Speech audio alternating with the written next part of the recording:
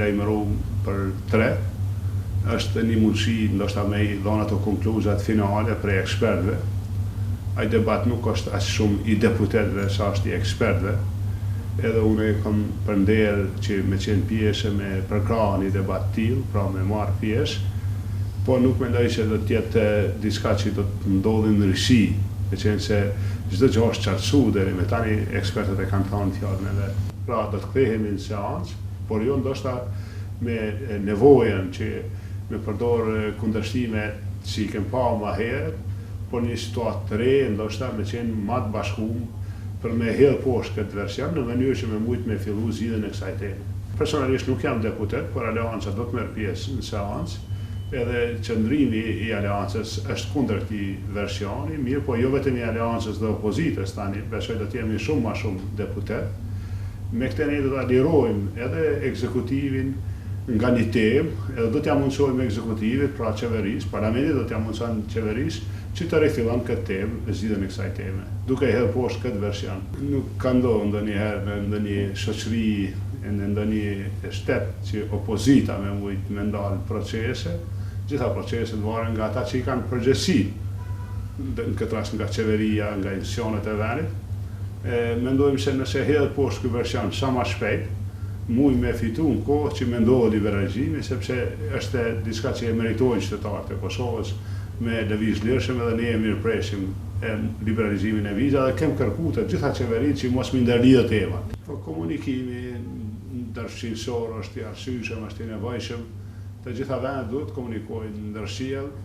Ajo që ne presim është që vërtet presim një mirë kuptim prej Malit Zi, nëse parlamenti e hu poshtë versionin e tashëm, që Mali Zi ta respekton gjendjen që është një marrëveshje paratifikume, të gjeturat e kësaj marrëveshje nuk vlejnë, që ata mos patrullojnë në territorin e kontestuar, pra mos dalin këtej Qakorit edhe Kullës, edhe deri në dakordim të ndërsjellë, edhe ata ta respektojnë këtë gjendje.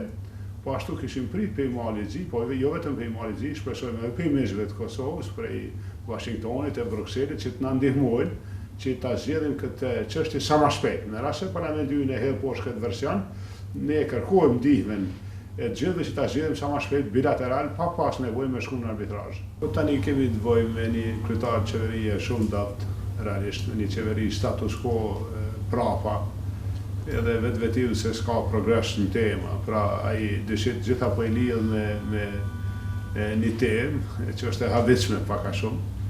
Kosova sot vunë prej mënyrës qeverisjes, pra prej kualitetit qeverisjes që është i dobët edhe me humbjet janë korrupsioni, dhe po ashtu Kosova po vunë shumë edhe nga pengjesat që ja bën Serbia Kosovës.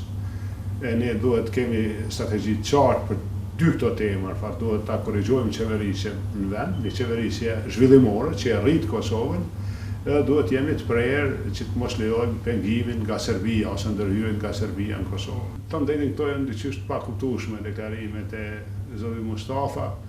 Nuk e kuptoj pse ai merr kaq personale gjitha këto.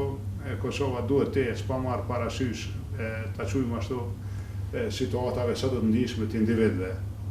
Pra nuk ka pse zoti Mustafa apo dikush tjetër të kërcënon Kosovën në këtë mënyrë, ai e kërcënon se po ndron NATO, nuk është ashtu, ne jemi gjithë politikë bërës, kemi ka pak informata, jemi në komunikim me aleatët tonë ndërkombëtar, me misht, edhe vërteta është se askush nuk insiston që kufirin që në vi duhet jetë. Ne kemi dëgjuar prej partnerëve tonë ndërkombëtar, e mirëpresim për mbylljen e kësaj teme, pra ratifikimin e kësaj marrëveshje, por nuk insistojnë që kufiri duhet jetë në Kuqisht e jo në Qakor, apo në Çavin e Vodë dhe jo në Kullë. Pra nuk ka insistim se vija e kufi duhet këtë kjo e jo një tjetër.